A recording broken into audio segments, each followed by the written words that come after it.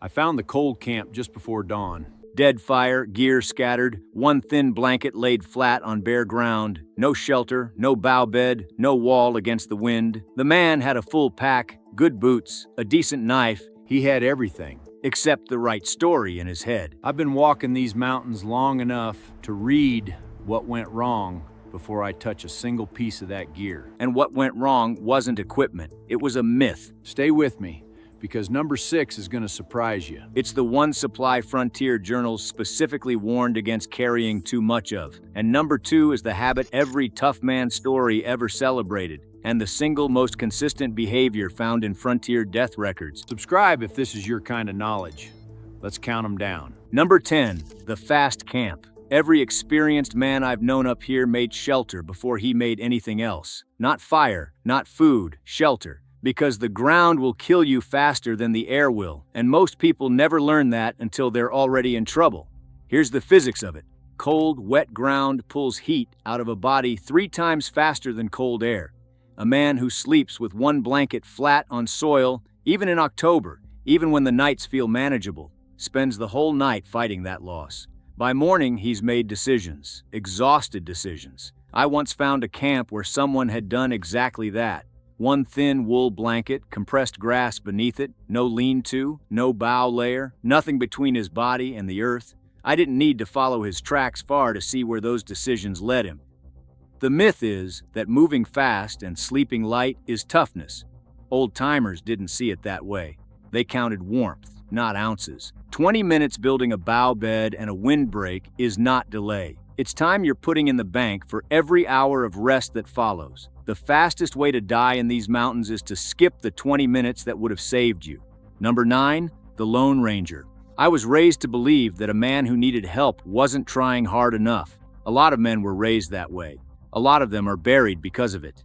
Frontier death records, actual journals, coroner notes, search party accounts show a pattern that repeats so often it stops being coincidence. Men who told no one where they were going, who left no route, no timeline, no expected return. A sprained ankle a day and a half out is an inconvenience if someone knows where to look. It's a sentence if no one does. Ravens don't wait. By afternoon, they're already circling. Pride has no caloric value, and it does not set a broken bone. Number 8, eating to stay warm. There was an old trapper I heard about from a man who'd worked the same lines. Ate like a sparrow in January. Small amounts often. His partners who ate big at night, heavy iron pot, full belly, early sleep, kept losing fingers and toes. He never lost one. Here's what most people don't know. Digestion pulls blood toward the core, toward the gut, and away from the hands and feet.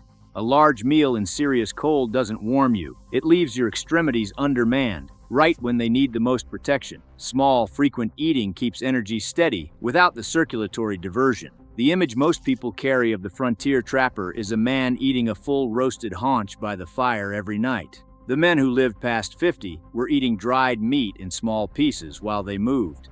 Now, let me step back from the list for a moment. These first 3 myths, fast camp, go it alone, eat big, they don't look connected, but they are. Every one of them is a man choosing the version of survival that looks capable over the version that works, their performance. The frontier did not punish weakness. It had no opinion about weakness. It punished performance, the posture of competence without the substance of it. The next group is quieter. These are about things men carried and trusted without questioning. Number 7, the knife that does everything. Probate records from the fur trade era make for strange reading. The men who survived long enough to leave estates, the ones with decades on them, almost never listed one large blade. They listed small, specific tools, a short fixed blade, a folding saw, an awl, sometimes a crooked knife for woodwork. The big Bowie-style blade is a story. It's a piece of theater. Force a large knife into green wood and it binds, slips, fatigues your grip. A small, curved blade skins an animal cleanly in 2 minutes flat. The right tool for the task is always faster, always safer, and always less exhausting than the wrong one done impressively. The knife that does everything usually does nothing well. Number 6, too much of the right thing. I promised you this one early. It sounds backwards, so stay with it. Frontier journals, actual handwritten accounts, not the published adventure versions, contain specific warnings about over-reliance on a single supply. Men who carried 200 matches and never learned friction fire. Men who packed so much rope they never learned to make cordage from bark or root. When the matches ran out or got wet, those men had nothing, not because they were unlucky, because they had traded skill for quantity and never noticed the exchange. Redundancy in method beats redundancy in quantity every time. Knowing 3 ways to start a fire is more valuable than carrying 500 matches. The matches run out. The skill doesn't. Number 5, downhill means safe.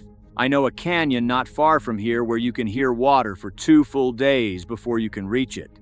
The sound pulls you down. The walls close in. The drainage narrows until there's no trail, no exit, no way back up the way you came. Men have followed that sound and found themselves trapped at the bottom with nowhere to go. The myth is that when you're lost, you go downhill, toward water, toward civilization. In open country sometimes. In steep terrain, drainages funnel you into box canyons and cliff drops and impassable brush. Ridgelines give you visibility. They give you options. The descent that looks like progress can become the last decision you make. Something changed in that last cluster. Let me name it. Everything from number 7 down to number 5 involves a man trusting a story about the right tool, the right supply, the right direction. The danger was never lack of equipment. It was a mental map that didn't match actual ground. What comes next isn't about gear or direction anymore. It's about decisions made at exactly the wrong moment, under exactly the wrong conditions. Number 4, push through it. I've read accounts of men found in the snow with perfectly functional campsites a quarter mile behind them. They kept moving when they should have stopped. The tracks tell it plainly. They wander, they cross themselves, they loop. The body kept going long after the mind stopped navigating. Cold doesn't take your legs first, it takes your judgment. Decision-making degrades faster than physical strength in low temperatures, and a man operating on fumes makes errors a rested man wouldn't dream of. The men who survived severe exposure in the frontier records almost uniformly describe the same sequence. Stop, fire, eat something small, sleep, then move. Not the other way around. You can rest your way out of most emergencies. You cannot walk your way out of a bad decision. Number 3, I know this country. The 41st time is what gets you. A man I was told about had crossed the same ridge his whole adult life. Knew every switchback. Knew where the ice formed and where it didn't. The 41st crossing was October, same as several before it. But the snowpack that year was different. 2 feet of new unstable accumulation over old ice. He didn't check. He knew this country. Most frontier deaths weren't strangers lost in unknown territory. They were experienced men undone by familiarity, by the confidence that past success had earned them a pass on observation. The creek crossing that was safe in April. The pass that was open in October last year. Same boots, different ground. The mountain never agreed to repeat itself. Number 2, the tough man waits last. I told you this one was coming. Here it is. Of all the patterns in frontier death records and survival journals, this one appears more consistently than any other. The delay. The man who knew something was wrong, who felt the temperature dropping faster than expected, who noticed his footing getting unreliable, who understood somewhere beneath the pride that he was in trouble, and waited until he was certain, until there was no question, until asking for help was no longer weakness because the situation had made the decision for him. By then it was too late.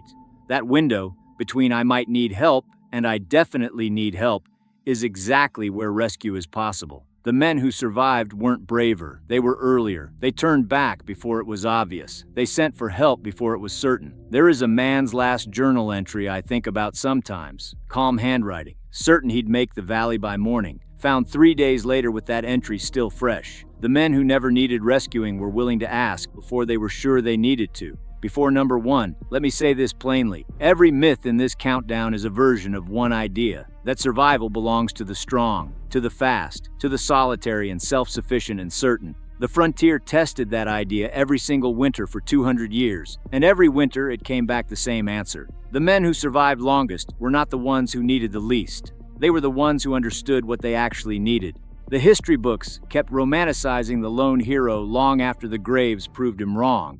Number 1 is the myth all the others were built on. Number 1, the myth of the self-made man. I came back to that cold camp later that season, stood over the dead ash, the scattered gear, the flattened grass where a man had lain down in the cold and made his last bad decision. Half a mile above that camp, there's an old trail. You can see it's old because it's worn smooth, not by one man's boots, but by generations of them. People who compared notes, who said, "Don't camp in that hollow, the cold settles there." Who said, "That canyon looks like a shortcut, but it isn't." Who said, "Eat small in January, sleep off the ground, tell someone where you're going." The frontier survivors, the ones who made it to old age, who kept their fingers, whose names appear in journals as sources of advice rather than cautionary tales, were almost never described as solitary. They were community embedded. They listened to indigenous people who had been living in these landscapes for centuries. They shared what they knew. They learned faster than they forgot. They never confused bravery with recklessness because someone older had taken the time to show them the difference. The man at that cold camp had everything except that inheritance. He had the gear and the myth. The myth told him he didn't need anyone. The gear ran out of usefulness when the knowledge ran out. Survival is not a solo performance. It never was. It's an accumulated inheritance, passed at firesides, written in the margins of journals, handed down between neighbors and strangers, and people who understood that the mountain doesn't care how tough your story sounds. The frontier didn't kill men who were weak. It killed men who were too proud to learn. That's the list. 10 myths, one master idea underneath all of them. Tell me in the comments, which one surprised you most, or which one you've caught yourself believing. And if there's a skill from this list you want to actually build, start small, start safe, and start this week. Knowledge like this weighs nothing. It needs no charging, and it works hardest on the worst day you'll ever have.